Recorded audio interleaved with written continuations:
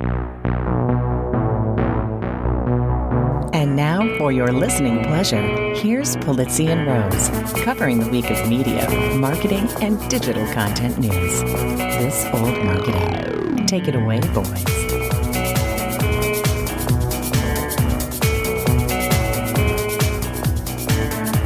Hello, my friends. This is Robert Rose, and welcome to episode number 323 of This Old Marketing for Thursday, May 12th, 2022. And with me, as always, my good friend, my colleague, and a guy who's not quite 50 yet, but close, but not also making $375 million to become an NFL analyst. Happy belated birthday to my partner, Joe Polizzi. Happy birthday. Oh, well, thank you. Belated birthday. Thank you so much. Yes, not quite 50, big 4-9. We had lots of wonderful people sending me well wishes. So yeah, it's yeah. So how and you didn't get the $375 million that Tom Brady got for becoming an NFL analyst? Just under that. Yes, just under that. Just under that. I see. Okay. No, it's fun because I'm raising money. We have our 100 holes of golf in a day for Orange Effect Foundation. So I'm raising money for that. I did a whole birthday thing. People were very generous. So that's our biggest fundraiser for Orange Effect. So we're doing that. That's on Monday. So, yeah. Anyways, yes, thank you for the birthday wishes. It's you'll have to let me know. I have to prepare for 50 for next year, so you'll have to let me know what I need to do. It's been a little bit of a hot minute for me, so I'm gonna have to remember back to 6 years ago. So I'll say is this, which is for me, 50 was great. To me, it was the year that I went out to my field of fucks and I found I had none. So it is the year that you sort of look out there and go, I am now officially someone who doesn't just care anymore. So, well, you can afford to care about the right things and not about the other things. That's true. Yes. This is what I mean. Yes, this is what I mean. I totally get that. That's an important place to be, especially today with everything that's going on. It's like you just no kidding. There's just no time to worry about what other people think about anything. I mean, who would have figured that we would have come back from CEX and the floor would have fallen out of crypto and the stock market? I mean, it's just like you sit here and you just look at your screen and go, sigh. It's a weird time, that's for sure. It does. I mean, I've been posting about this on LinkedIn and Twitter and talking about how much this actually feels like 2008 to me. It does. Great time to launch a business, great time to reinvest into whatever. And everybody's, in our little community seems to be focusing on the crypto part, but it's all risk assets. I mean, 50%, half of the NASDAQ is down more than 50%. Absolutely. So. Yeah. I mean, and I saw some statistic that I think it's 40%, 35 or 40% is down like 75%. Yeah, it's nuts. And all the big stocks, right? Netflix is down 70+%. Even Amazon's down. It's great companies. Amazon's down over 30%. So, yep. That's just. But yeah, I mean, when you see Bitcoin as we're recording this, Bitcoin last night hit 25. It's back up to, I think, 28 right now as we're recording this. 28, yeah. Ethereum went down to 1,700. Down to 1,700, okay, right now it's at 2,000. It's just crazy. It could be down at 1,200. By the time we finish this recording, it could be up to 2,500 or something. I mean, or down to 1,500. You just never know. So we might be at. I would love to think that we're at the capitulation stage for what's going on in all the markets, but I really don't. I think we've got more to go. It seems like everyone's calling for a global recession. With the stock market, I think and that's not necessarily a bad thing. No, it's right? not. Is a recession is not. So to me, what this feels like is very much like 2008, but the difference, for you kids who were coming out of college and just coming into the job market, basically there's a whole generation of new workers, entrepreneurs out there who have never seen this, right? I mean, it's been a little more than 12 years since we've seen it not go up. Any kind of it not just crash like this, right? Up. So we need these things and so, to remind us that this is reality. Exactly. Yeah. The big difference is, and I remember having conversations with you on the phone in 2008 and 2009. I mean, people were seriously considering putting money under their mattress. I mean, it was that crazy at that point. I mean, it was scary in terms of the kinds of things that were happening with the bailouts of the home loan companies and the banks. Yep. And the number of banks that were just going belly up every single day. It was 2007, end of 2007 and most of 2008 was just a real shit show. And so this feels like, it's ugly, but it's not that kind of ugly. I remember, I don't know if this was 07 or beginning of 08. I don't know exactly what the time frame was, but I remember when Jim Cramer from CNBC, who's always the bull, it's basically his tagline is there's always a bull market somewhere. He came out and said, "Get out of the market." And I was like, "What?" He's like, "This, you gotta go. He says, this is going to be bad. This is going to be ugly. Get out while you can." I'm like, "Oh my God, this is crazy." And of course it was a bloodbath for a long time. And then, you got to 2010, you make it, if you've got a longer time frame. That's why this is great. This is actually a wonderful time for anyone who's younger that has been wanting to invest in an overpriced stock market. And now they have a really great opportunity to get somewhat reasonable price to earnings ratios. So yeah, well, somewhat reasonable anyway. I mean, it was arguable about how overheated the stock market was. And by the way, it's also a good time to remind everybody that the stock market is not the economy. That's right. And neither is crypto the economy.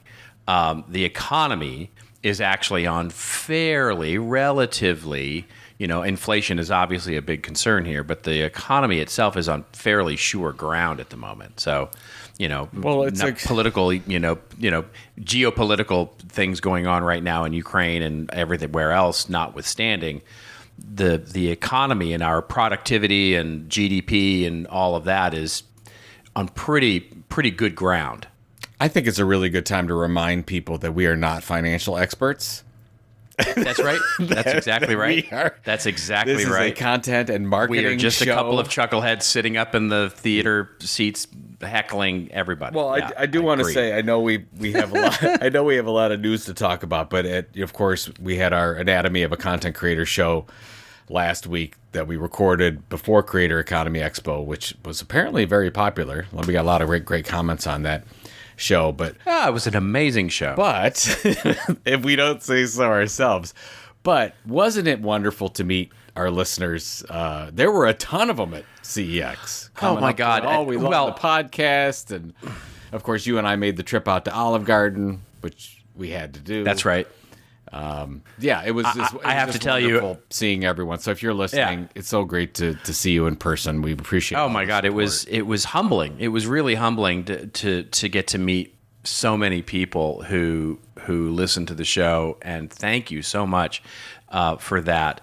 I literally thought I was going to show up at CEX and be like a little fly on the wall and just sort of hang out and observe and all of that. And the number of people who came up to me and wanted to talk about the show was just, it was, again, I'll just use the word humbling. It was really, really lovely. I could not have been more tickled and excited. And the fact that it was just a wonderful event. The vibe was just fantastic. And, everything about it was really nice. I'm not a fan of Arizona, but but a lot of people, it's funny. But a lot of people were. There were a number of people that said, and I know that you and I talked about the venue. In some ways, it was great. In some ways, it wasn't great at the Arizona Grand. But probably more than not, people loved being out in hot Arizona. Yeah, I think people like being out. Yes. I mean, that's as full stop, right? As you walked around, obviously, if you went from a breakout session to the networking zone, if you will, you always were outside, and it was mostly in the shade, and people were enjoying the it. I think networking zone. And I think the other thing is, for most of these people, it was the first time they'd been out in a couple of years. So we were the beneficiaries. I mean, I'm looking at the survey results right now, and I've probably done 20 different events, like decent size events in my career, and by far this is the highest satisfactory scores that we've ever seen. And it's not even close. See that doesn't surprise me. Yeah, that doesn't surprise me. I think we're getting a little bit of the glow from first time event stuff, but it was, from a seamless standpoint, it was probably the best event we've run, and everyone seemed so happy. It was wonderful. You missed the closing reception. You know, Pam was yelling at me because I didn't want to leave. Everyone stayed. Usually, it was nice. You put that much work into it, and then I expected a handful of people to stay. I figured people getting off to their planes, they were done. It was a 2.5-day event. They're ready to go. We had hundreds of people at that fond farewell. And of course, at that point, I just want to go around, shake everybody's hand, and say thank you, and get their feedback. Right, you're ready for a cocktail. I was. I had a Dos Equis in my hand as I was traversing the crowd, if you will. But it was. I loved that moment. I will always remember that moment because people were smiling and they were so happy. And, you get those people that say you changed my life and, just the same things we hear on the podcast. But you get to see it, talk to them face to face, and I can put, their Discord name or their Twitter name with their face. And here's is a real person that's really struggling with content marketing or content entrepreneurship issues. It's anyways, it was humbling is a really good word for it, but I was happy when it was done. And sure. Yeah, absolutely. I mean, it's one of those things where, it's what is the classic Dr. Seuss line? Don't be sad that it's over, be glad that it happened. Yes. It's that's a great it's a great, and just a reminder for anyone thinking about event, never do an event with only 6 months to plan. Just never ever do it. A lot of you already know. You're the king of that, though. You're the king of that. You're the king of let's write a book and let's have it due 6 months from now. I know everything, but see, I don't believe that with events. And to launch a really good event, you need 12 to 15 months. And I've said this in every book I've written and every blog post that's gone out. And for many reasons, we decided to get this thing out and launch it in December in a pandemic year. Without, going out to sponsors that have no budget because they're already budgeting they've already got their budget spent for the most part. So I'm just trying to find any kind of money. All right. It's just not smart. So don't do what I do. Right. Don't do what I do. Do what I say. But that said, I'm fairly positive about going in. We've already got a couple sponsors locked up for next year, which is a great place to be in 12 months to the event. Yeah, so just so everyone knows, we'll wrap this up and then we'll actually talk about the news. But we are going to finalize venue hopefully in the next couple weeks. It'll be the same time frame. It'll be the last part of April, the first part of May. But we are looking at different locations, and hopefully we'll get that finalized. And then just not Florida. Just don't. It's not going to be Florida. It's not going to be Florida. We're looking at. I can tell, we're looking at Chicago, Cleveland. We were looking at Phoenix, but I don't think that's going to happen. And we were looking at Savannah, Georgia, Savannah, Georgia's fun. Which I'm sort of leaning towards Savannah, Georgia. That I have. It's a little hard to get. It's a little hard to get to, but but then again, so is Cleveland. So well, yeah. Actually, Cleveland's a little bit easier to get to if you look at the flights, than Savannah. Flight schedules, But true. I'm partial to what's going on with the Savannah Bananas. I'd like to do something in relation to that. They have a brand new convention center that's open. There you go. There's a lot of things going for Savannah right now, but again, I mean, if we're just talking about ease for us. I mean, Cleveland would be the best place to have it, but who knows? We'll see. We'll see what happens. Yeah. It's up to the people. Yeah. Yes. Well, there you go. There you go. It's up to the people. It's up to people there you go. are not named There's Joe your Polizzi. tweetable moment, folks. It's up to the people. We had last week we had marketing is marketing, and then this week we have it's up to the people. Up to the people. All right. Should we do some news? I don't know. That's probably a good thing. I mean, we have a lot of news to talk about. I mean, here's what's coming up on the show. For those of you who are figuring out whether you want to continue listening for the next 45 minutes, we're going to talk about earnings seasons in the media world for sure. But specifically, we're going to talk a little bit about how the New York Times and Disney are bucking the trend of every other media company, it seems, and doing really interesting things. We're going to talk a little bit about the debate about whether NFT sales are flatlining or not. An article in the Wall Street Journal seems to think that NFT sales are turning up belly up, and another article says, nope, that's absolutely wrong. And so we'll sort through some of that with Joe and I. And then we'll talk a little bit about Instagram's news that they're going to start testing content creators being able to create NFTs and actually add that right into the Instagram feed. That news came out this week. And I'm going to rant a little bit about an article in Marketing Week on personalization and why they say personalization not only doesn't work, but even if it did work, it would be useless anyway, which is just stupid. But we'll talk a little bit about that. And then Joe is going to actually rave about something that Starbucks is doing. He's got a venti vent, as it were, on all the wonderful things that Starbucks is doing. See what I did there? Here's the thing with my first of all, I love Starbucks. I'm sorry. Yeah. I do. When I get a chance, I'll go to a local coffee shop. Don't get me wrong.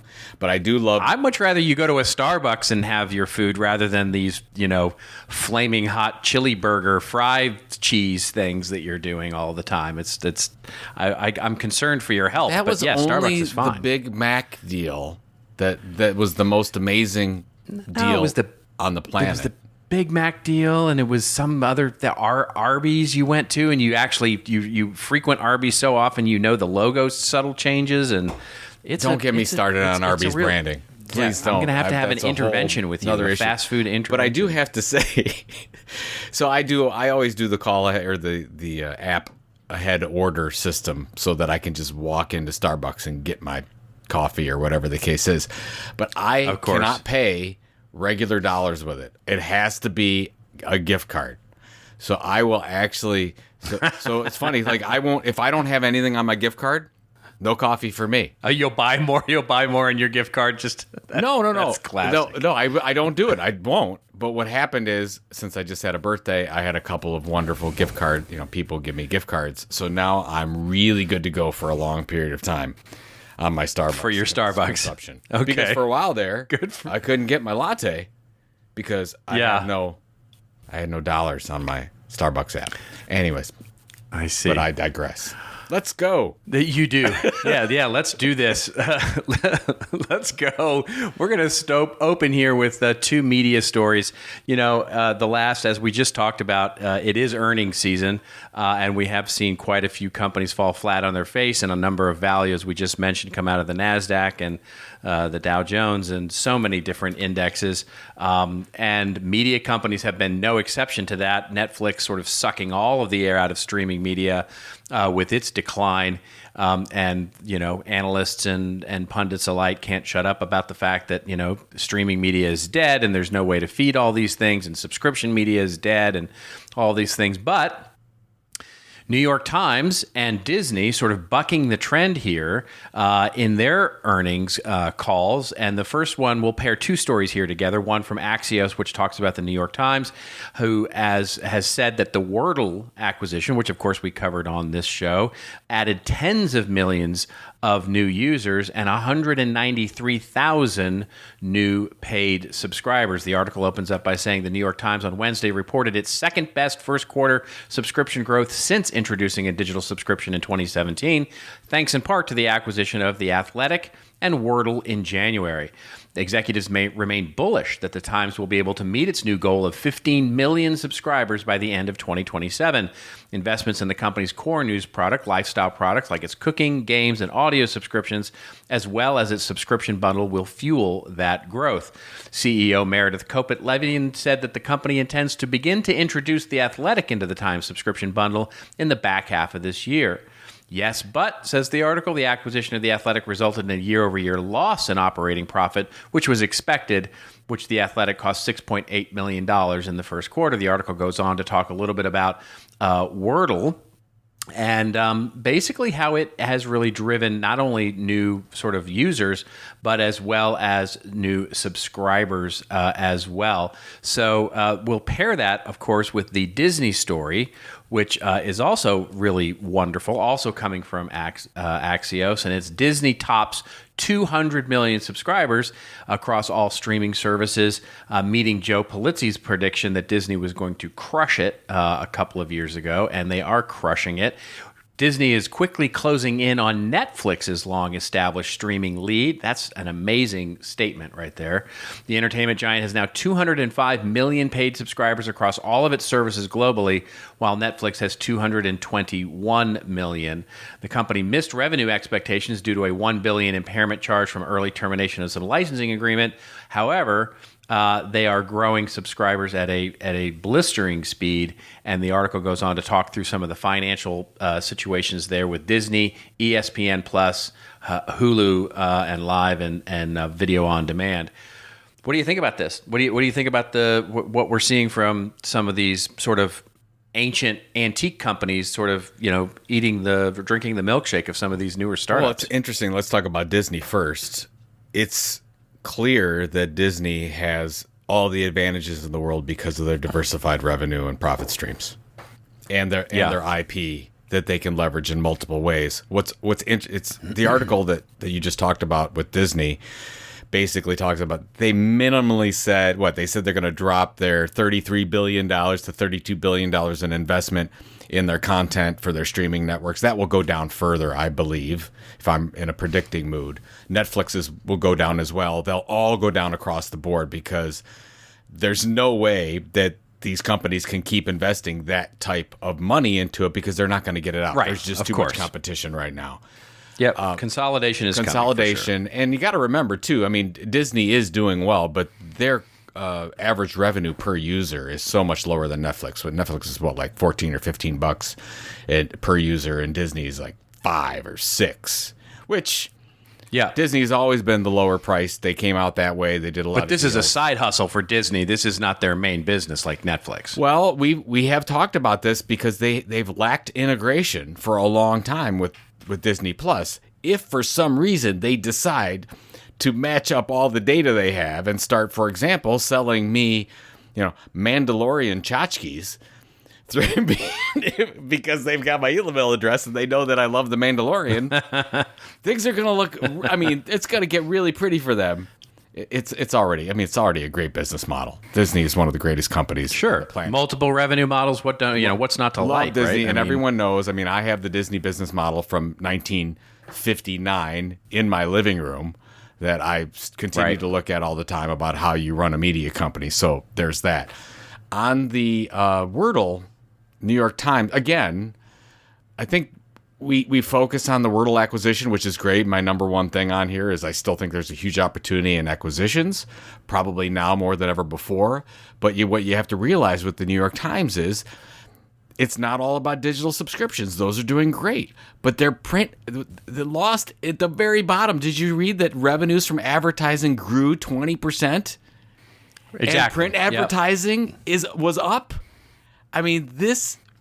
I just think it's phenomenal that depending on where things are going, a business model like the New York Times is able to catch revenue where, streaming's down or digital's down or NFTs or whatever, depending on what's in vogue at the time, they can catch revenue because they've got all the spokes. They've got every one of them.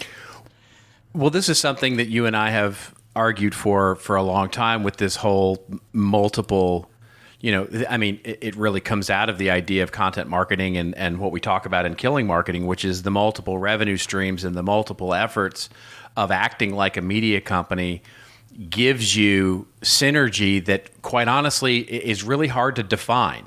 I mean, how many times have we had the argument about how launching a print magazine, if you're a small company, might not look at its surface like the print magazine may actually lose a little bit of money or be flat in terms of profitability. But the benefit that it gives to your online digital media business, or the number of people that attend your event, or the number of people who sign up for consulting or education, more than makes it a profitable arm of your business. And that is, that's just a function of I mean, I've told the story on this show before about marketing, where the CFO of a company that I did a lot of work with, when they launched their first marketing program ever, after having been in business for like 20 years and simply being a sales-oriented business, and then went in and actually hired some marketing people, did some ad campaigns, did a blog, did a email campaign, did some advertising, did some PR, and basically did all these things. And then a year later found that they grew by 400%. And then the CFO goes, where did it come from? I want to know which tentacle it came from. And basically, after they did the entire analysis, they found out that any one of those tentacles didn't work, or were flat, or were sort of, okay. But it's all the tentacles together that made marketing help the company grow. And that's the key. It's an integrated strategy. And that's what's so magical about the media business, is that you can set up a wider net to catch all that revenue, because the brand increases, because the trust in the brand increases, because the perceived growth in subscriberships drives advertising. Advertising grows, better subscriptions. It's all a thing that works together. And it's same thing for this podcast. We were just talking about it, right? I mean, how many people went to Creator Economy Expo because they listened to the podcast? Now, how are you going to show that? How do you show that? I don't necessarily have. I have a list of, this attendee said that they listened to the podcast, that they download the newsletter and read the newsletter every issue, and I can sort of match up that data, whatever. But I can't point directly and say, they listened to the podcast and they definitely spent money on this. I can't. But you can start to look at some of the trends and say, wow. Because remember and we talked about this a lot, and I think we talked about it in Killing Marketing, where for Content Marketing Institute revenue, we knew that our best subscribers, those that paid the most, actually did at least three things, and it didn't matter which three things it was. Did they That's right. Do the webinar series? Did they do the Twitter chat? Did they listen to the podcast? Did they subscribe to the blog? Whatever. We just knew that 3 was our magic number. So it's just, and so now if you go back to these stories, Disney and New York Times, because they have because they're in diversification mode. It's not like you're a YouTuber or you're a newsletter subscriber where you really have one channel, you're working on building the base and you haven't diversified yet. That's a different stage. These companies are mature and they can leverage that maturity into multiple streams and then start to see those streams play off each other. That's where Disney really has the lead way over Netflix, because Netflix doesn't have it. Well, That's right. And Netflix and Netflix, if it's old news now that Netflix is going to evolve into a second revenue stream, which of course is advertising. And from what I understand and have read, that evolution may come a lot faster than was originally anticipated. In fact, I've heard, that it may come as quickly as the back half of this year, that they'll offer an advertising-based model. And what would also not surprise me at all is to start to see a real acceleration of Netflix's foray into productizing, right? We've talked a little bit about their experiments with the e-commerce store and with their merchandising strategy. They're going to have to ramp that up very, very quickly to start, getting into physical events, to get into merchandising, to get into all of the sort of areas that, they have a template, they have a roadmap, right? They can look at Disney and the same poster you have in your wall. They can look at that and be, that's where they need to be too. They need to diversify their revenue because, to your point, there's just not enough credit cards in the world to support, a growth forever into, a $15 or a $20 a month subscription to Netflix. So they've got to find it somewhere else. By the way, there's nothing wrong with focus. I mean, Netflix. Of course not. Well, of course not. Yeah, they proved that they did amazing, right? But it's funny how now looking back, and hindsight is 2020, and we can do Monday morning quarterback all day long. But they waited too long to diversify. They already had that advantage 2-3 years ago, and if they would have started to acquire some of these small diversification opportunities, like Disney has done, like New York Times has done. They just didn't do it. Well, now they're going to play catch up and say, oh, we got to do the ad thing. And so you're going to see all sorts of new products come out of this. I think it's an interesting thing because one of the and I talked about this in my CEX presentation about Netflix and their strategy, which if you look at the top shows on Netflix, like what Netflix considers to be a top show, and there was some wonderful research done by Variety magazine that then their research department that showed this historically since literally 2013 when they really started to drop original programming like House of Cards and all of that. The way that Netflix has determined the top 10 shows or the top 20 shows is number of hours consumed in the first month.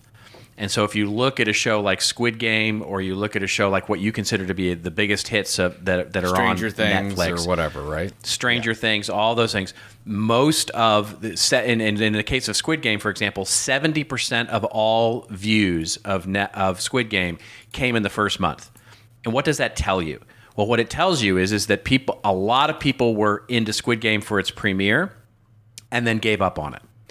And that has been Netflix's strategy for the last almost 10 years, which is they don't care about longevity of any show. They only care about the launch of any one show so that it attracts new subscribers. That is just the quintessential draw line between customer acquisition and product development. They don't care if the product lasts, doesn't need to last. All it needs to do is drive a certain number of new subscribers and you're done. That's going to have to change. That has to change in this world where you can't continue to pour $6 billion a year into new content creation to throw enough spaghetti against the wall to attract new subscribers, because they're just not there. They're just not going to care. You have to start building investments into long-term things that will continue to hold subscribers, because churn now becomes the big issue, right? How many subscribers are you keeping on a year-to-year basis? Because remember, the reason that the air got sucked out of Netflix so hard was because of the fact that they lost subscribers and their growth slowed as a result of that. So that's the real interesting thing to me, is how the investment in content now changes when you stop caring as much. I'm sure they certainly will care, but stop caring as much around how much this new hot show is going to attract new subscribers versus how do we ensure as much as possible that a show that is actually a big hit, I would argue, something like Frankie and Gracie, which is the only show that has lasted 7 seasons. Think about that. The longest running show on Netflix is 7 seasons. Now, arguably, they've only been around for 11 seasons, right, since 2013. But the idea is that the investment in shows, when you look at like the most profitable shows in broadcast television, like Law and Order and NCIS, those are shows that have stood the test of time over the course of 20, 25 seasons. And that's where you get your biggest bang for your buck, and they become profitable for you. So that's going to be the real strategy for Netflix from a content perspective. Exactly. No, that's a great point. I love your point about the most popular shows. It's those the longest running Happy Days type shows. Yeah, that's right. Really, because they become profitable over time. It's like, when you look at something like Friends, they can, in the early days, they were an immediate hit. The show was an immediate hit, and then it became such a hit that it lasted and lasted and lasted. And even in the end, when they were spending, whatever it was, what is it, $5 or $7 million per episode. 30-minute episode was costing them $7 million. So I think the last season of Friends cost them something like, $150 million to produce that season, because they're just, all the stars were getting paid gajillions of dollars to sit for 30 minutes and be funny. But that was still profitable because why? That show, because everybody was such a fan and they had such a loyal audience that would stick around, would also stick around for some of the other things. And that's what Netflix has to start to think about is how do I create shows that create such a loyal audience that you can start to trust the other things that are coming out, not just because it'll attract new subscribers, because it'll keep that audience, hold the audience. That's the incredible part. I think it goes with the environment right now, but what you're talking about is just take a step back and look at a wider time frame for everything.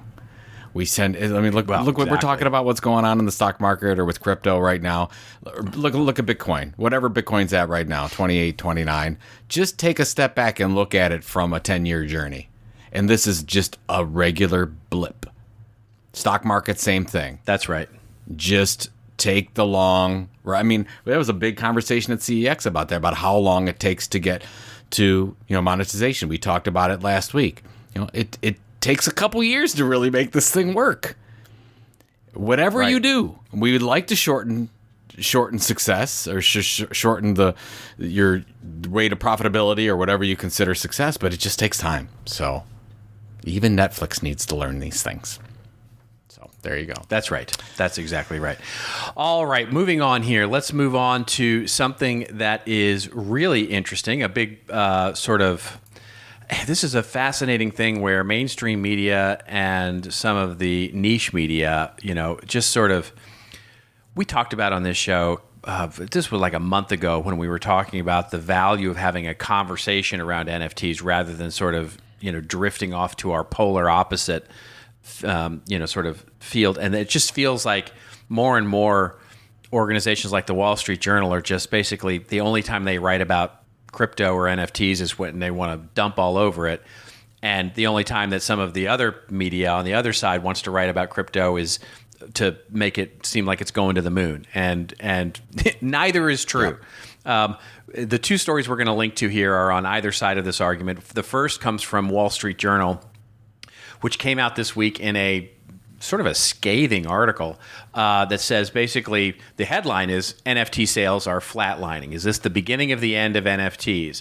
The NFT market is collapsing, says the Wall Street Journal. The sale of non-fungible tokens or NFTs fell to a daily average of about 19,000 this week, a 92% decline from a peak of 225,000 in September, according to the data website Non-Fungible. That stalwart, huge, wonderful sort of course, impenetrable data source, non-fungible, token.com. Anyway, get off on a rant there. But anyway, the number of active wallets in the NFT market fell 88% to about 14,000 last week from a high of 119,000 in November.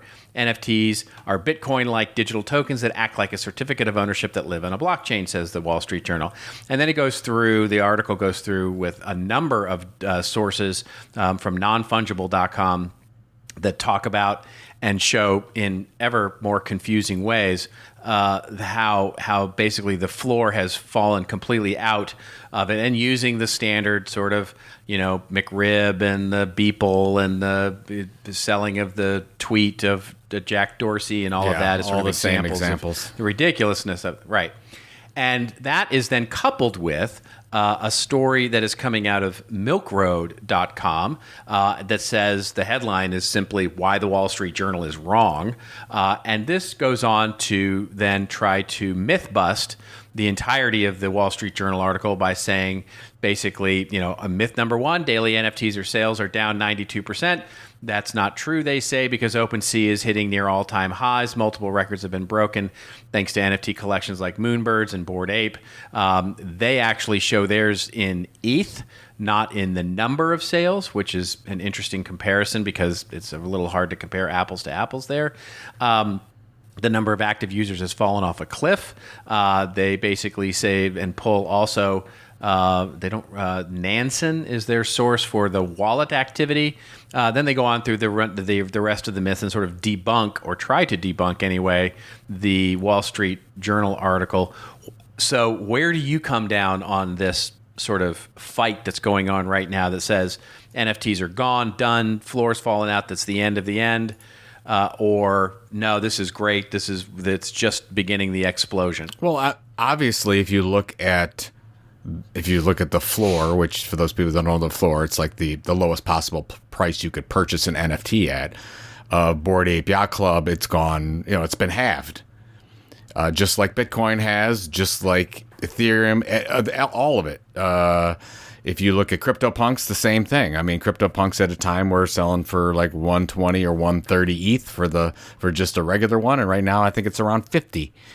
So from that standpoint, some of those have come down, but we've seen, what's happened with Kevin Rose's project and Moonbirds is just unbelievable. If you follow that stuff, we don't have to get into detail, but it's pretty an amazing project. What you look at what Gary Vaynerchuk is doing with his whole VFriends 2 launch, and he's got his conference coming up, which I think is almost now, or maybe in a week or something like that. So I'm going to take the side that NFTs are fine. You're seeing basically all risk assets down right now. An NFT is a riskier asset. That's it. But I love the innovation that's happening in a lot of ways. And you and I were talking before the show with some of these NFT projects that are going on. We don't even know what they're going to be. There's a bunch of amazing entrepreneurs out there trying to figure this thing out and see what works and what doesn't. You're going to have some hits. You're going to have a lot of failures. It's very similar to what we saw in the late 90s and early 2000s. In the web, it's very similar to what we saw in 2005, 2007 in social media, where you had every week you had a social media platform launching, and there will be winners and there will be a lot of losers. And you know what? This is okay. This is fine. And I actually am a little bit tired of the New York Times and the Wall Street Journals of the world just going off, oh my God, crypto's down, it's busted. It's fake after all. Web3's just a facade. It's not real. And you get a lot of people that pile onto it. It's like their favorite thing to do when they're just picking that out. That's why I want to mention to everyone that's like, okay, look at what's going on with the NASDAQ. I mean, there are some really amazing companies that are down 90%. Roku, which is one of my favorite stocks of all time, I think that's down like 80%. That's right. So let's just put it in perspective, folks, and just say, yes, it's risk all along, but I will say that, look at some of these blue chip NFTs that are out there. They're not doing that poorly. They just saw this extreme amount of growth, and you did get some speculation in there. And this is what's amazing, what's going on right now for everyone. It's a little bit coming down to reality. You can sort of pick out, here's some really amazing projects. Here's some really amazing utility that's happening with these NFTs. They're not crazy, crazy prices like they were before. And now regular people can start to look at it and say, hey, maybe this is something that I should get involved in. So I like what's going on right now, and whatever happens in the media, fine. Let them do whatever they're going to do. Yeah. So here's the headline for me is things are not as bad as they seem, and things are not as good as they seem. And the truth here is somewhere in the middle. For the Wall Street Journal, here's my headline for the Wall Street Journal. Of all the newspapers in the entire planet, looking at trading volume as a method of a success of a tradable asset is ridiculous. That's like saying trading volume is down on Wall Street, therefore the stock market is going down. It's like, what? What does that even mean? Right? In other words, the number of things that are bought and sold on the market basically doesn't mean the bottom is falling out. It just means that there's fewer people buying and selling at the moment. There's more people holding at the moment. And so that trading volume may go up, trading volume may go down, the exchange rates may go up, they may go down. There's a lot of complexity to that idea. Like you point out, the fact that, both all the cryptocurrencies right now, are really, really down. That means gas fees are expensive. That means trading, finding a profit for that NFT that you want to flip versus the one that you want to hold versus why you're buying an NFT. All of that is changing, right? There's a whole trend of the NFTs themselves changing and evolving from being sort of, quote unquote, overpriced JPEGs into access tickets, into utility, et cetera, et cetera. That alone should drive down the trading volume because people are going to be holding these things instead of looking to flip them like they would art. And so all of these things point to me to say, if you look at all the charts, including, by the way, on both sides of this, they are spiky, they are chaotic, they are highly volatile, and that speaks to the risk that you speak to in the idea of what this asset class is all about. And at the moment, it's just nobody knows. It's not as bad as it seems. And it's certainly not as good as some of the crypto bros out there would say that this is all going to the moon and you should just, I mean, there were a lot of people out there that predicted both, that it would go to zero by the middle of 2022. And there were people that were predicting that it would go to $100,000 a coin by the middle of 2022. Including me, by the way. I was totally wrong. I totally missed that one. But neither of those things are true, and you just have to, we just have to. I think your advice to widen out our lens and say, let's look at this in the long term. There's definitely something here when it comes to ETH. There's definitely something here when it comes to Solana, and these being sort of the bedrocks of development of applications and things that will ultimately provide value. Whether or not the trading volume on NFTs is overpriced JPEGs goes from 250,000 when I could go buy something for a quarter, and now with gas fees where they are, okay, you can't go buy an NFT for a quarter anymore because just the gas fees are make it priced higher than that, right? And so that all of that plays into it, and we just need to take a breath and look at this in a sane way and say, let's widen our lens and start to think about this in a similar way that we would to any new technology. What's disappointing is that the Wall Street Journal is looking at trading volume as a method of saying that the floor is falling out. That's just super ironic to me. To your point about measuring it in trading volume is really good because it's a horrible metric. Because if I go out and buy an NFT, hopefully, I've done my research on the project. I'm investing in something. I'm investing in the creator or the project long term, and I don't plan to sell it no matter what. I'm holding for the long because I'm assuming there's utility, there's access, whatever. Whether it's the ones that we have our own for our never-ending ticket. I don't want people selling it. If they sell it, that's not good. That means I'm not doing something right. So. I mean, nobody really wants. I mean, you see that at the beginning where it's sort of like you have some speculation, but once that stops, you should really not see a lot of buying and selling necessarily in your project because the buyer, the people who it's like looking at it. Yeah, it's like looking at your neighborhood and seeing that no houses sold in your neighborhood in the last year, and saying, the real estate market has flatlined. It's like what? Yeah, it's like. No, there was no houses sold in our neighborhood in the last year. Terrible. Yes, we flatlined. The real estate market has flatlined in our neighborhood. It's like no, that's not how any of this works. Well, just a couple of things before we go on. I do want to mention, because you mentioned it a long time ago, where we were talking about the Bored Ape Yacht Club project, where you had concerns where an owner could take something and do whatever they want.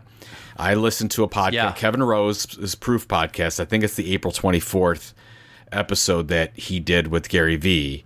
Gary made the same exact point you are. He does not like where they give total IP to the owners because he's scared of misuse. He said exactly what you said. So I thought that was an interesting point where you have some of these things going on. And of course, you're right. There could be somebody that really wrecks the whole thing for everyone. And that's why he says, I want to keep IP because I want some control over usage so it doesn't get out of hand. That's right. Yeah. And I see and both he's sides. smart to do that, because, well, here's the thing. It's just your appetite for risk, right? I mean, that's all it is, right? So it's making the conscious decision about what that's going to be. You know what I mean? So it's like if your gut reaction is to give everybody IP over this, that's wonderful until it bites you in the ass.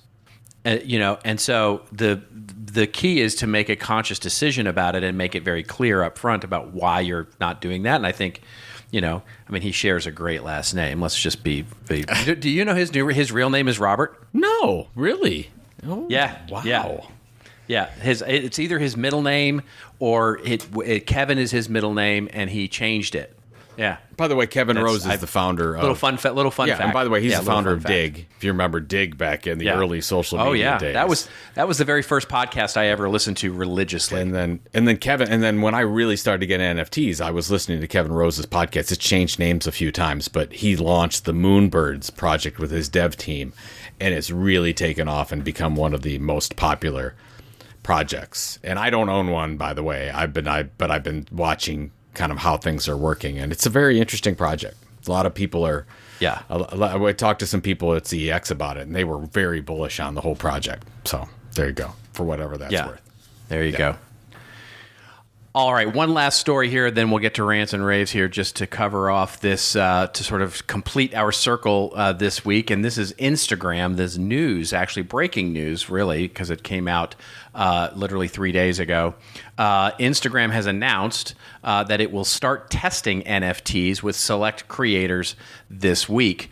Instagram head Adam Mosseri announced today, that would have been Tuesday, that the platform is going to start testing NFTs with select creators in the United States this week, starting this week. Mosseri noted that there will be no fees associated with posting or sharing a digital collectible on Instagram. At launch, the supported blockchains for showcasing NFTs on Instagram are Ethereum and Polygon, with support for Flow and Solana coming soon. Third-party wallets compatible for use at launch will include, Rainbow, MetaMask, Trust Wallet, with Coinbase, Dapper, and Phantom coming. You know, here's the thing. Whenever I list out third wallets, like I have to do a list of wallets, I always feel like I'm listing out like members of the Justice League or something like that. Dapper and Phantom and Rainbow and MetaMask. They're all forming the Justice League. Or more, anyway. I was actually thinking more like Pokemon, but whatever. Same thing, right? Yeah, well, there you go. There you go. Well, but MetaMask, right? MetaMask. MetaMask is a MetaMask. And his partner, Rainbow.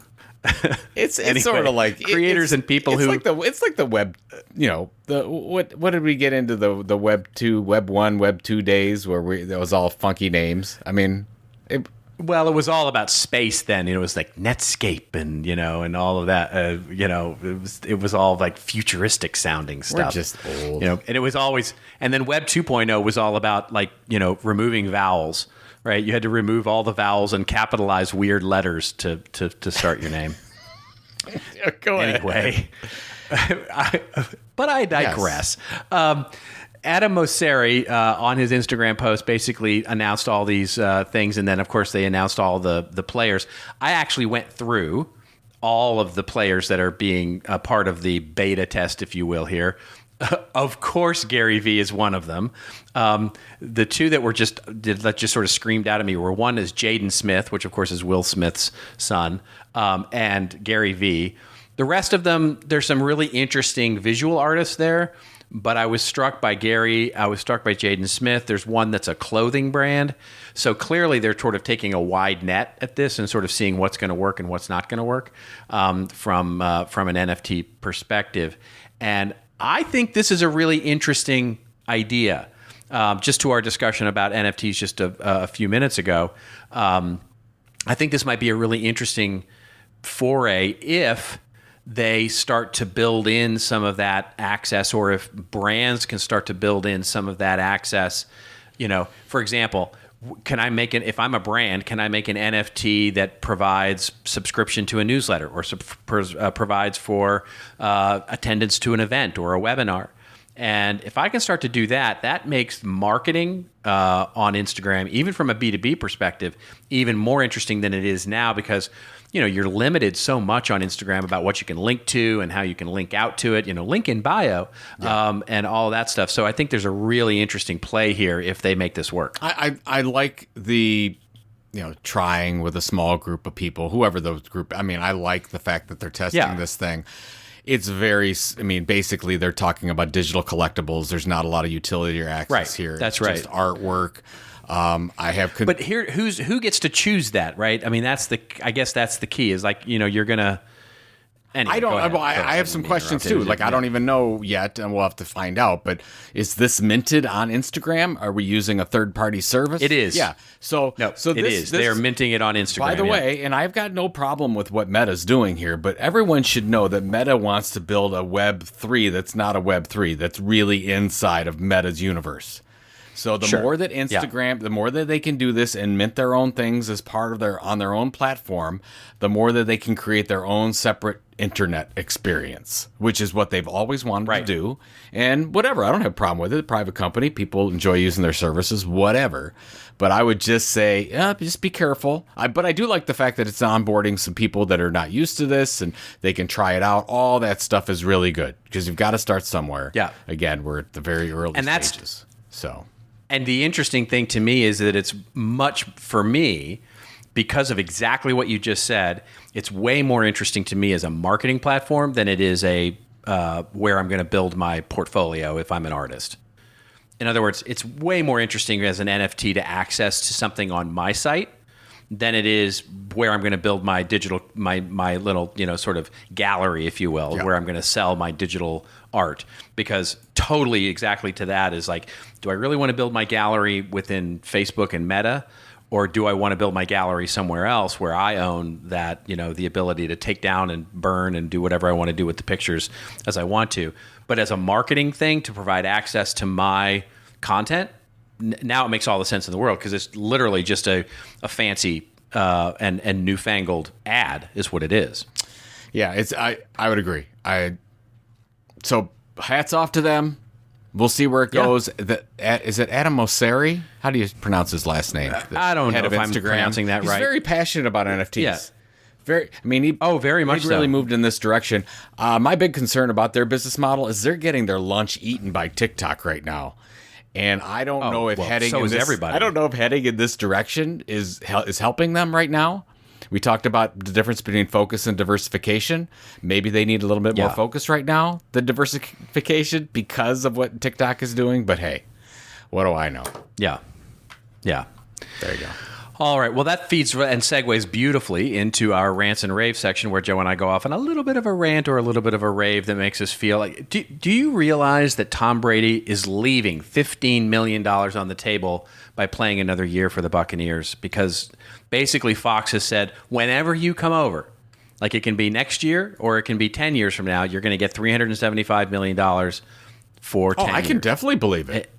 He doesn't need money. I mean, he doesn't need money. God, what's he going to do with an extra $15 million?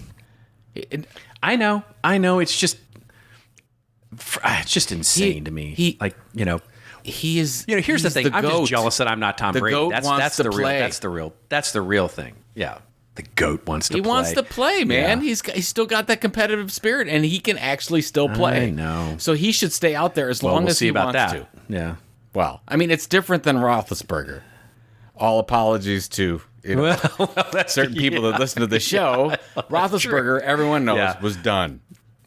Brady Roethlisberger was rode hard and put up wet, a number of times. He's definitely an old man, where Tom Brady is not an old man. So he's a very young whatever. What is he now? 45? How old is 40? No.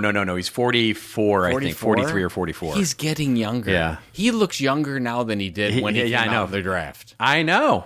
It's amazing. It's amazing. Don't take my advice. Spiritual advice on this one, but I think he made a deal with the devil. I think we all know this. Yeah. How does that happen? There we go. So now you know two things, folks. You know that you should not get your financial advice from This Old Marketing, and you shouldn't get your spiritual advice either. We need to no advice is a good thing here. Question. This is a disclosure for everything. No, serious question. When you listen to a podcast that's not a financial show or whatever, and they all say, "Hey, don't take financial advice from us," they actually have to put it out there. Do religious shows have to do the same thing? Like if I'm Joel Osteen, they do not. Do I have to go out there and say, "Look, they do not. I'm not God, so take my advice for what it is." They definitely do. The religious do not have to disclose that. And if the latest in the Supreme Court decisions will show us all of that, but we will stay away from that particular topic. All right. So Are we on Ransom Rave? All right. So do you want to go first or shall I go first? You did the intro. No. Right? I have not done mine yet. Let me do. Yeah, we did. We did. Yeah. Yeah. So real quick. Yep. This is an article from The Verge, another hat tip to Heath Dingwell for sending this out. I did see it. It says Starbucks plans a global digital community around coffee with an NFT loyalty program. You can read it in the show notes. I'm not going to go into a lot of detail on this one, but for those of you listening to this show, I talked about a year ago about we'd like to see more loyalty programs, more rewards programs like Starbucks Rewards get into tokenization. And I think this is a really good first step. I like that it's Starbucks doing this. They're going to find out what works and what doesn't. I really believe that in the near future, all these loyalty programs, you will be able to take whatever it is, it's going to be a token, your rewards, and you'll be able to move that off for some other value outside the system. I really believe that's going to be a thing. I think this is your first step of adding a little bit of true financialization to it. We'll see where it goes. So hats off to them for trying it. I guess they said later in the year that we're going to see some kind of Genesis mint. I don't even know what all this is really going to be at this point, but they're trying it. I like that they're trying it. Let's see where it goes. We'll obviously keep tabs on it here. But we saw this one coming, and I'm glad it's Starbucks. So there you go. Excellent. Yeah. There you go. That's it. Very simple. All right. Well, I have a very good. I like it. I like it very much. Well, I have a short rant that I will go through, which is an article that came out this week in Marketing Week and got a little bit of traction. The headline here is "Forget Personalization. It's impossible and it doesn't work." The subheadline, as they say, is "True personalization is unachievable due to poor data quality, but it's ineffective anyway and should be replaced with creative that resonates with everyone." As I tweeted earlier this week and got a little traction with on LinkedIn and Twitter, this may be the worst constructed argument for a conclusion that I generally agree with. It's just an awful argument. It's just dumb. Basically, the article goes on to say there are two cases against personalization in content, and it can be reduced to two simple words, says the article. Couldn't, because it's really hard, and wouldn't, because even if you did have the quality of data, it doesn't work anyway. Their arguments basically say that third-party data is crap, so you can't actually get the right data and good enough data to do personalization, which is just silly at its face, because that's, it's not about third-party data. As we've talked about a million times, it's about first-party data, and you can, of course, collect enough data to be able to understand and how to personalize things. These basically they talk about B2B, they talk about B2C, and they talk about how inaccurate third-party data is with things like gender and age and all those things. And if those are the only data points you're using to personalize your content, you're right. You're going to fail. Hashtag big fail here. But the point is that you're hopefully using a lot of other interesting data to make things personal in the right way. So it's just false at its face that you can actually make it work if you do this the right way. And clearly these guys have never visited TikTok before, because TikTok is the quintessential, probably the best personalization that I've seen in years, and you never know it's happening. It's just this beautiful, wonderful thing that happens under the surface. Now, their second argument is ostensibly that, okay, even if it did work, it doesn't work anyway.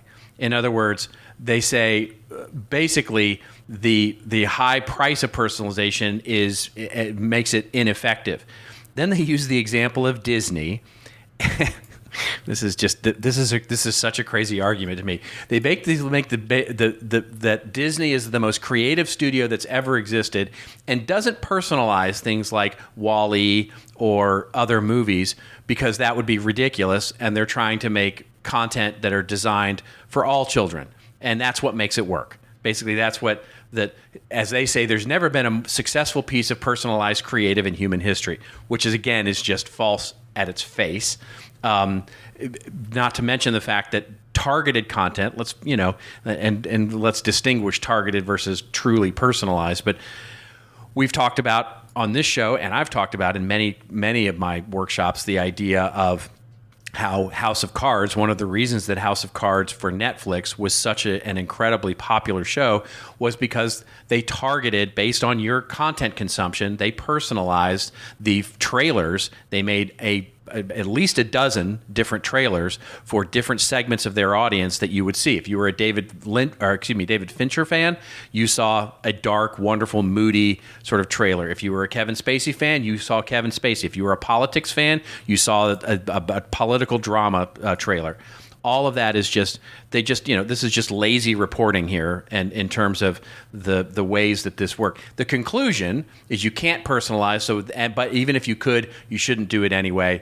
It is ridiculous, and I won't belabor the point about what my argument for it is here. But ostensibly, my argument is yes, it's hard. It's difficult to do this well, and it's difficult to do this in a way that is really appropriate, but personalization does work. You can make it work. The way you should make it work is that as you develop trust and you develop a relationship with your consumer, things should become more personalized over time. Maybe it's not till they become a customer. Maybe the only time you do one-to-one communication is after they've bought something from you. You need to figure that out as part of your strategy and your data collection strategy and all of that.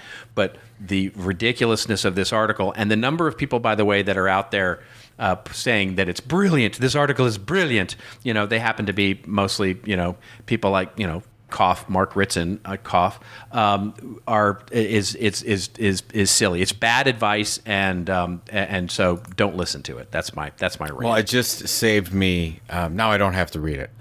So there. You saved me a lot of time. I did go on a bit. I appreciate you're always looking out for me and the rest of this community. I am. So that we don't have to read this, even though it'll be in the show notes. But we won't read this. It will be in the show notes. Go if you want to go. Look at something just silly. It's just silly. The worst. They call it the worst idea in marketing industry. No, there are plenty of worse ideas than personalization in the market. Trust me, there are. By the way, brand advertising might be one of them. Geez. That's funny. Oh my god. Oh my goodness gracious. All right. So what do you got this week? Honestly, we're preparing for our big fundraiser, 100 holes of golf marathon. Fun. Thank you, Mr. Rose. You've been a big supporter of this to many of the golfers. I have. Many of the golfers, but one in particular. One Pittsburgh Steelers fan in particular. We don't need to bring that up. I like to bolster that guy up. Well, he's he always tends to wear a costume and all that kind of stuff, so it's kind of fun. He's done really well, spurred on by your support, so thank you. We do have a ways to go. We're still about $20,000 away from our goal. So anyone listening to this, don't give to me. I'm fine. I've had a lot of really good support. I did a big birthday thing around people supporting me, so I don't need it. But we have some people that are really struggling toward the end of the fundraiser. We have 26 fundraisers. Everybody's supposed to raise $1,500. Some people haven't gotten there yet. So if you want to help a really good cause, all the money that we raise goes to kids who need speech therapy as sort of a last resort method. They can't get the funding anywhere else. We deliver funding right to the speech therapist. We go through a rigorous process to make sure we approve these people. It's a great story. We have like 250 kids that we support in 34 states now. So this is a really big deal for us. Go to 100holes.info. It's 100holes.info. Go to the right-hand side under fundraisers. Go to the end of the list. And there's some people that are out there that need some help. And if you want to, whatever you can donate would be really appreciated. We start at 7 a.m. Eastern time on Monday, the 6th. I guess that's the 16th, right? Monday the 16th. And it takes me about 11 or 12 hours to golf 100 holes. And I get slower as the day goes on. But it's a lot of fun for a great cause. A lot of great people are involved in this, and it goes to a really, helping these kids are just. It's not. It's not like I'm doing. Oh my God, I got to golf 100 holes, but it's really the kids that we're able to help is a big deal. So 100holes.info. That's what we're doing. It's such a great. I love it so much. I love it so much. I wish I liked golf. I can't stand golf, so so it's not my thing, but I absolutely love supporting the the effort because it's just such a beautiful thing that you're doing. It's amazing. So, This was this was a COVID thing because we didn't know we were going to do our regular golf outing. Yeah. And we did this one, and it's become our best fundraiser. So thank you to we have 246 donors right now, including yourself. So That's thank beautiful. you very, very That's much. great. So what do you got going on? Absolutely. I'm work. I got plenty of client work to keep me busy over the next week or so. However, I am going to be on a wonderful meetup, Dennis Shao's meetup, the Bay Area love Content that Marketing. group. Yeah. They're a great group.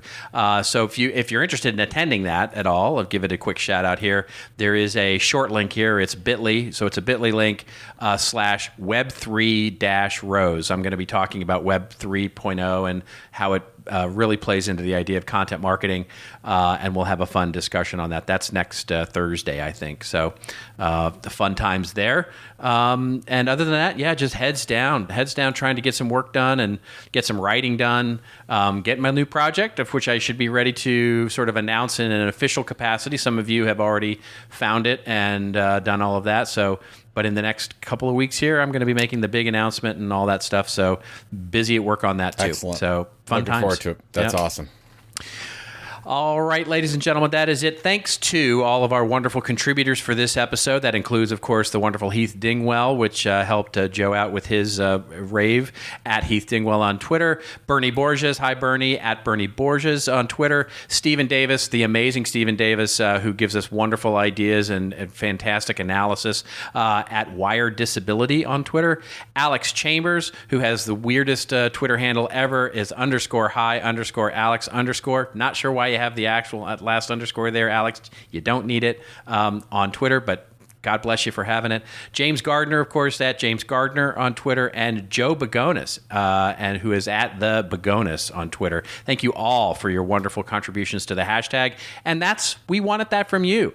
On this, you'll get all the links and the wonderful podcast show notes at thisoldmarketing.site, where you can see all that stuff. But hashtag us up, won't you, on the Twitter? We love getting those show ideas and all of those wonderful conversations that we get going on the Twitter.